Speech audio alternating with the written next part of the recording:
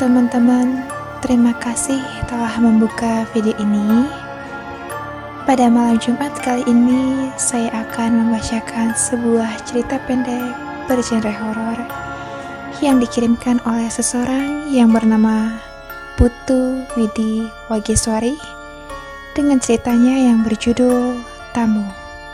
So don't forget to look at your behind and listen to her imagination with Indi Mary.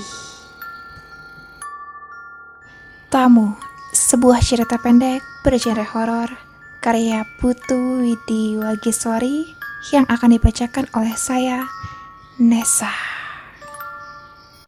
Jam sudah menunjukkan hampir pukul 11 malam dan aku masih betah duduk di sebuah kursi kayu yang berada di sebelah kamar orang tuaku. Aku suka sekali acara TV yang sedang kutonton ini. Tidak jauh dari tempatku duduk, juga ada ibu dan ayah yang sedang menonton sama sepertiku. Karena pintunya terbuka, ekor mataku sanggup melihat sesuatu yang bergerak di dalam kamar di sebelahku ini. Aku menoleh. Di dalam ruangan, dengan lampu menyala itu, ada Kak Ayumi sedang bercermin. Dia mendekatkan wajahnya ke cermin. Dia sering melakukan itu, bercermin di kamar ibu dan ayah untuk melihat apakah ada jerawat yang baru yang muncul, atau apakah ada perubahan dengan bentuk tubuhnya. Besarnya cermin di kamar itu memang membuat siapapun betah bercermin di sana. Mataku lalu mengarah ke baju yang dikenakan Kak Ayumi. Baju berwarna hitam yang aku ingat sekali bahwa aku sering memujinya saat mengenakan baju itu karena terlihat sangat cocok dengannya. Malam minggu seperti ini membuat kami sekeluarga betah begadang. Apalagi Kak Ayumi yang biasanya jam 10 malam sudah berada di alam mimpi, kini masih mampu berdiri tegak untuk mengamati jerawat-jerawatnya.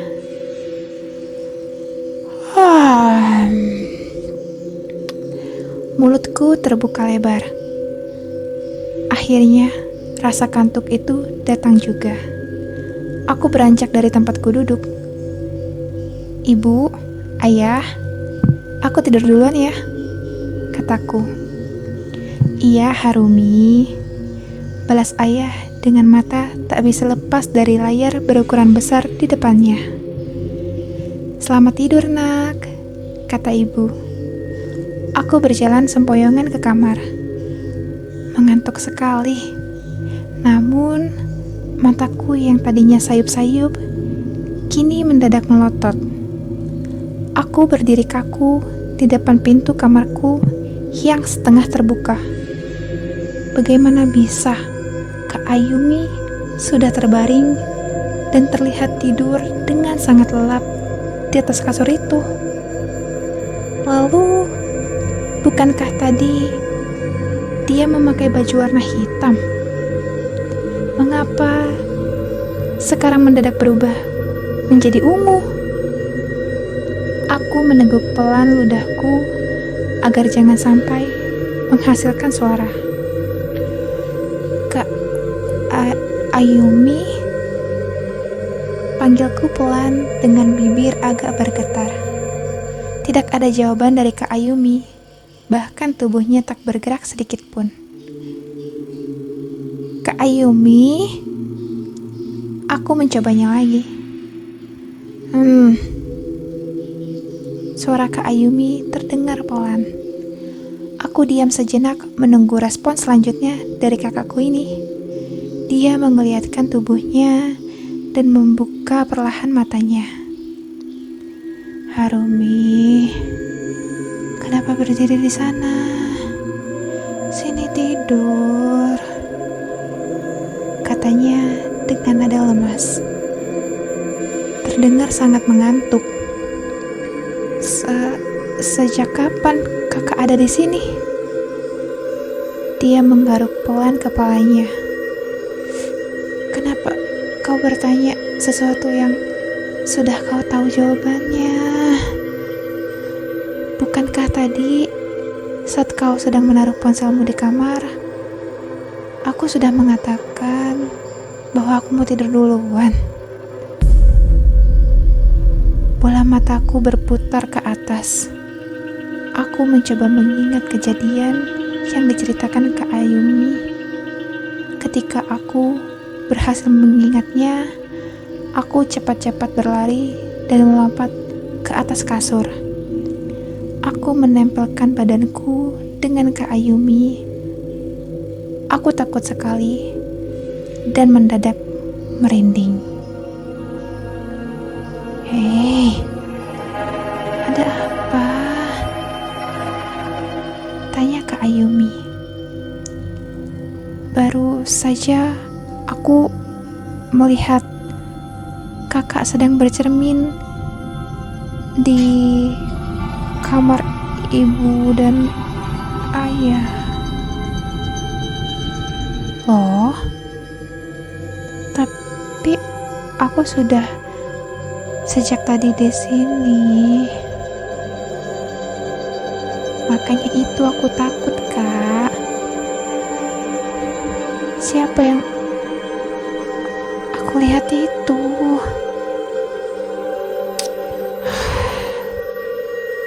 Kau salah lihat mungkin. Itu jelas sekali, Kak. Aku bahkan melihatnya untuk beberapa saat. Astaga Harumi, kau membuatku merinding malam-malam begini. Besok coba ceritakan ke ibu. Aku mengangguk cepat. Yang benar Harumi, tanya ibu saat mendengarkan ceritaku. Matanya seketika melotot dan tubuhnya terlihat kaku. Aku mengangguk untuk menjawab pertanyaan ibu. Jika memang benar kau tidak salah lihat, selalu jagalah perkataan dan sikapmu. Oh iya, satu lagi. Jangan ceritakan ini ke ayahmu. Kau tahu, dia tidak akan percaya dan pasti menganggapmu mengada-ngada. Aku mengangguk lagi. Ibu memang sangat mempercayaiku.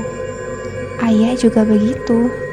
Kecuali kalau yang aku ceritakan berhubungan dengan hal-hal yang di luar nalar. Aku menyapu di ruang keluarga sambil bersenandung. Oh tidak! Aku mendadak kaku ketika akan menyapu di kamar orang tuaku. Dari depan pintu kamar yang terbuka penuh, aku melihat di depan cermin ada sesosok wanita dengan busana putih panjang yang hampir menutupi seluruh tubuhnya. Tinggal kepalanya yang tidak terbalutkan busana itu. Rambut hitam panjangnya menjuntai ke lantai. Sangat tebal dan kusut. Aku bersyukur tidak dapat melihat wajahnya di tempatku berdiri. Sekarang aku harus bergegas pergi dari sini sebelum sosok yang pastinya bukan bagian dari keluargaku itu menoleh ke arahku. Ada apa Harumi? Tanya ayah ketika melihatku baru saja berlari dan sekarang berdiri di teras dengan nafas terengah-engah. Kala itu ibu dan ayah sedang duduk di lantai di atas kursi rotan yang berada di teras rumah. Tidak apa-apa, ayah. Ada yang membuatku sedikit terkejut tadi di dalam. Jawabku yang berusaha tidak memberitahu yang sebenarnya pada ayah. Walaupun di ujung kalimatku, aku baru sadar itu pasti membuat ayah akan melontarkan pertanyaan berikutnya.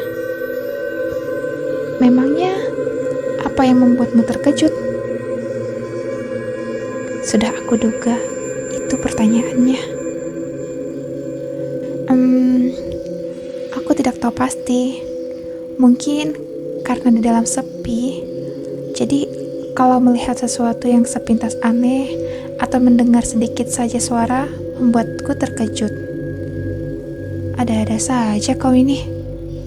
Ayah mengambil gelas berisi kopi di atas meja kecil yang berada di antara tempat duduknya dan tempat duduk ibu, lalu menyeruputnya. Aku berjalan melewati ayah dan berhenti di sebelah ibu.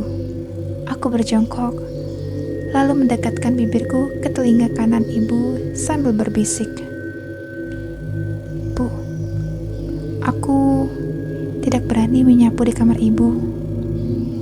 Ibu tersenyum kecil, lalu melihatku. Dengan suara berbisik dia berkata, "Iya Harumi, tidak apa-apa. Biar ibu atau Ayumi saja nanti yang menyapu di sana." Syukurlah. Aku lega mendengar perkataan ibu. Aku bangkit dari posisi jongkokku, lalu kembali ke dalam rumah untuk melanjutkan menyapu. Tentunya melewatkan bagian menyapu di kamar orang tuaku. Teras adalah bagian terakhir yang harus kusapu dari rumah ini. Setelah selesai menyapu di sana, aku kembali ke dapur untuk menaruh sapu.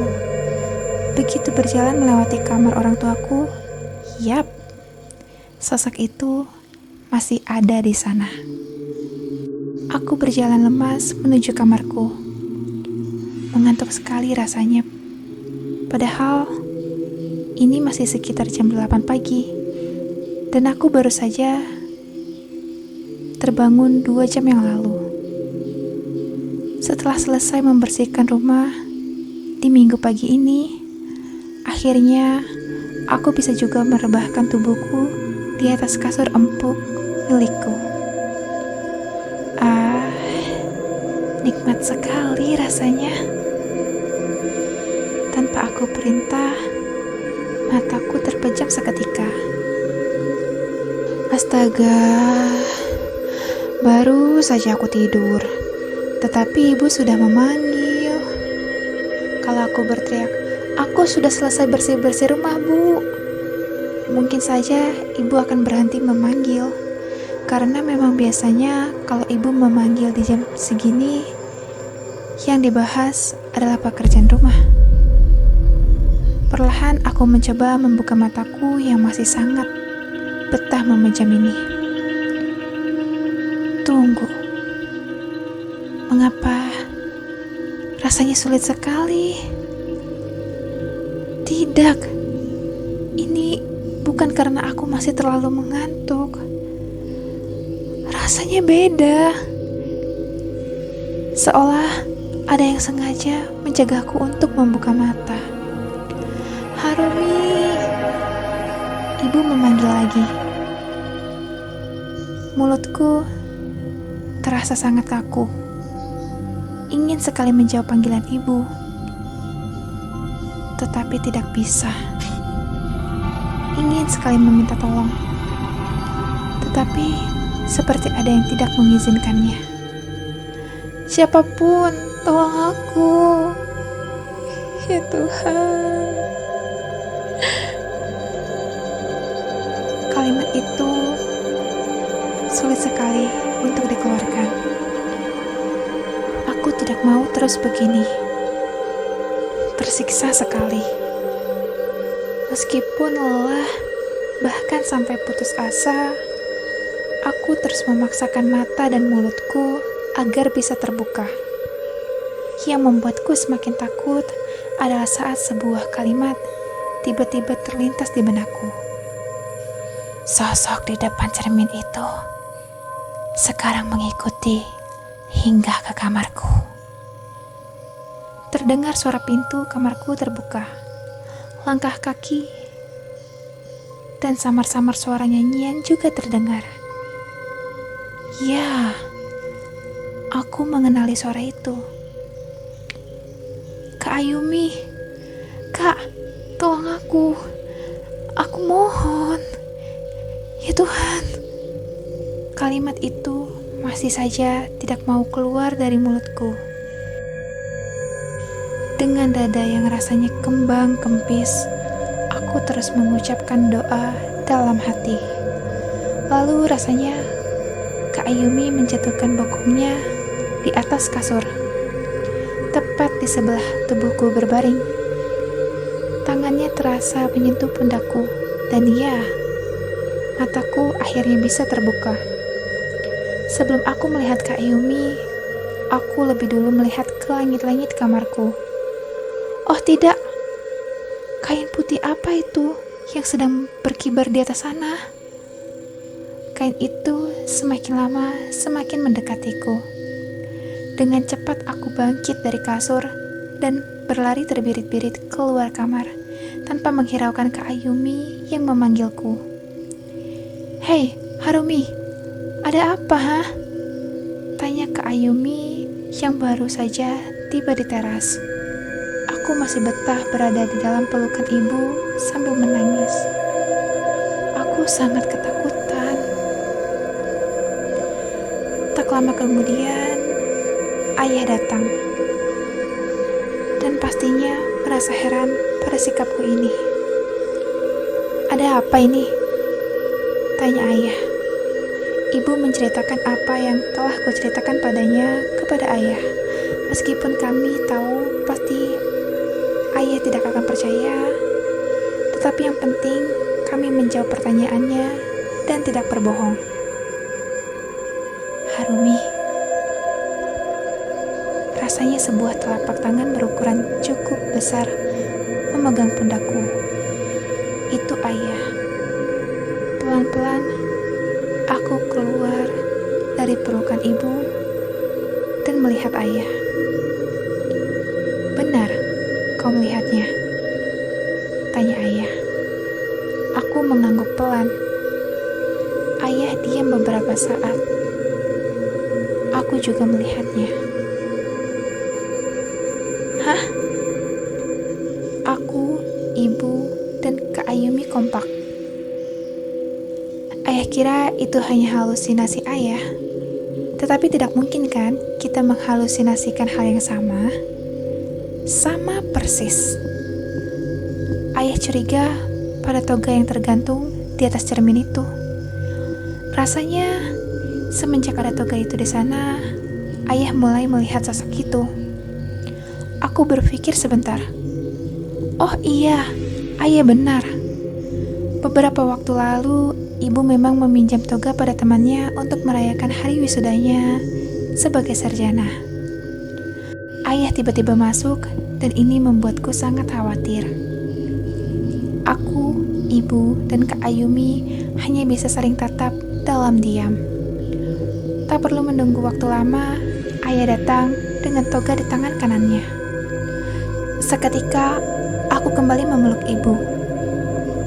Kupeluk ibu dengan sangat erat. Sosok itu, dia ada di belakang ayah. "Bu, tunjukkan di mana rumah teman yang meminjamkan ibu toga ini. Kita harus mengembalikannya," kata ayah. Ibu mengangguk yakin. "Ayumi, Harumi, kalian tunggulah di rumah." Dari pelukan ibu, aku berpindah ke pelukan Kak Ayumi. Sejak ayah dan ibu mengembalikan toga itu, aku dan keluargaku tak lagi melihat sosok itu. Ternyata memang benar bahwa dia datang bersama toga yang ibu pinjam. Aku tidak mau bersikap sok berani dan memenuhi diriku dengan rasa penasaran, lalu mencari tahu sejarah tentang toga itu yang membuatnya berhantu seperti di film-film. Kembali tenang seperti ini, hanya inilah yang aku inginkan. Oke, teman-teman, itu tadi cerita yang dikirimkan oleh Putu Widi Wageswari. Untuk kalian yang ingin melihat Instagram sang penulis, kalian bisa mengeceknya di @widi_wageswari. Dan untuk kalian yang ingin melihat updatean terbaru dari channel kami, kalian bisa mengecek di Instagram kami di @inimarypodcast. Buat kalian yang ingin mengirimkan karya-karya kalian, baik itu berupa cerita pendek, cerita bersambung, dan dalam berbagai jenis, kalian dapat mengirimkannya ke email kami di inimarypodcast@gmail.com. Jangan lupa untuk like, komen, dan subscribe channel ini. Dan juga jangan lupa untuk share video ini ke teman-teman kalian supaya lebih banyak lagi generasi bangsa yang cinta akan literasi. Saya Nesa, saya pamit undur diri. Thank you for listening.